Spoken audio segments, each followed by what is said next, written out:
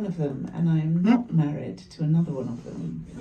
And I'll let you just figure it out as we go through. Ian, I love this film because it's a beautiful creative endeavor. It's like a family, community, creative endeavor that is about everything. It's about everything, about art and love and death and climate change and war and libraries and lunar moths on a tape measure. And it's so hard to get this kind of film made and funded, also made in such a beautiful, playful way. I'm so happy that this independent film exists and is being premiered in New York in such a temple of independent documentaries. So what an absolute treat. Kirsten, we saw you in the film talking about death.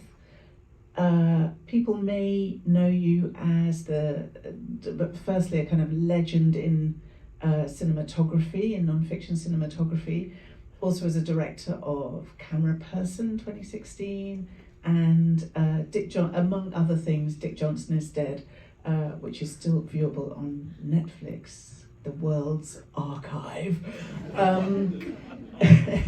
And Dick Johnson is still alive. Spoiler.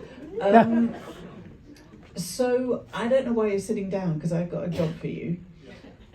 I mean, in this film, there are many references to the kind of hubris, in a sense, loving references. The poem Ozymandias is about our own hubris as humans, in wanting stuff to remain of us and our mark. But actually, it's also a form of communication, a loving form of communication. So we want stuff to remain in order to communicate it to somebody. It may be a civilization of raccoons, but we want to communicate it to somebody. And that somebody is our audience. And we have an audience here who you have just communicated something to. And we collectively can be an archive of what we've just seen, and also of this evening. We're the only witnesses to what's going on this evening. So I would like you both to put your liquid death down. I would like you to go into our audience and just pick on some people and ask them what they remember from the film that they've just seen. I'm going. Can you do it on? That's my wife. I'm going. I'll do whatever she says. I'm too shy to do that. Ian, take this side. Okay, you made a film. It's a beautiful act of communication. Don't be shy. I'm going for the guy in the orange sweater. Perfect. Hello.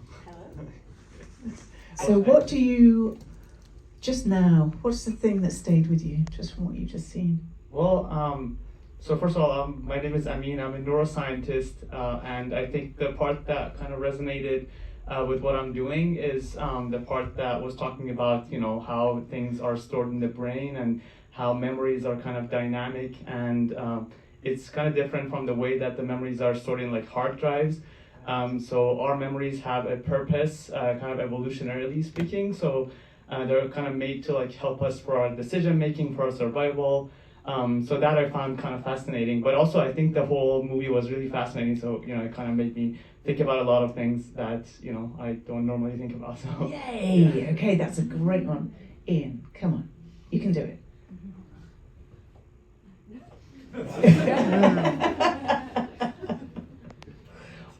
What do you, anything, either of you, just something. What do you take from the film?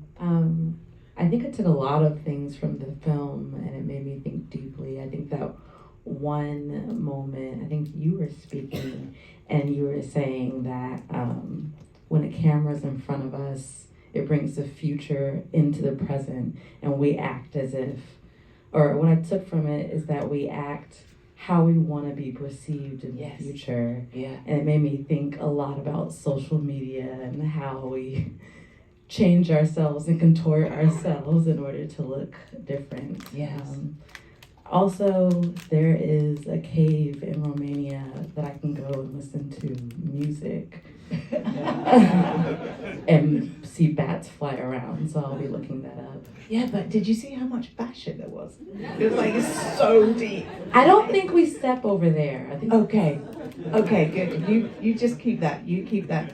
Okay, we're going to do one more from this side or one more from this side. Yeah, and I always thought of audiences bring films into the future, and films brings audiences into the past. Ooh, I'm going for the woman in pink. You got this. No. You can ask Ian a question. Anything. She's like, oh no, KJ, I can't. You can't, this is the thing with wearing color. You can't, like, all the rest of these people are camouflaged. All the rest of them are wearing black. All right, I'm gonna go for someone in black. The kind of people I never go for. Oh, going for the scarf, sorry. He's wearing black and a scarf. Oh yeah, that's yeah. This is terrifying. She was so terrified. No, not terrifying. That the movie is terrifying. I want to forget. I want to be oblivion about this, and then to build an arc for it, to build. Are you crazy? He's batshit crazy. Oh my! But I had this relationship with the camera, and I filmed in Warzone, and sometimes, yes, I don't have any memories, and I want to bury them. I don't want them to exist, and that conversation, I think, was with the father, or I would have died fighting in occupying Japan. That stuck in my head, so it was terrifying. Thank you so much. That was a beautiful line from your grandfather. Okay, Ian, maybe go towards the back.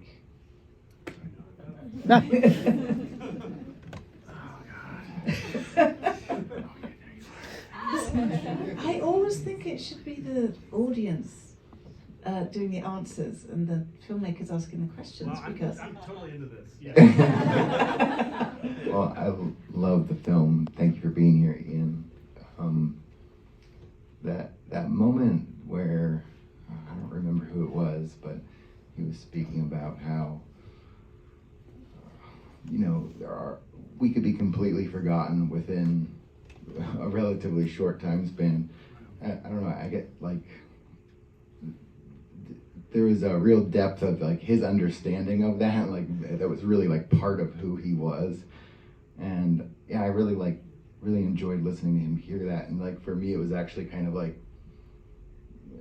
we're messing this up, but the scale of what we're messing up is not actually universal.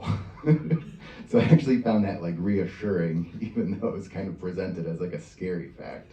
It was kind of a little bit of peace in that for me. I think I'll remember that.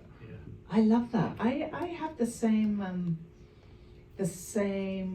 sense of peace that comes from insignificance. It kind of takes the pressure off. Speaking of taking the pressure off, let's allow you to sit down, and then we'll talk about your film.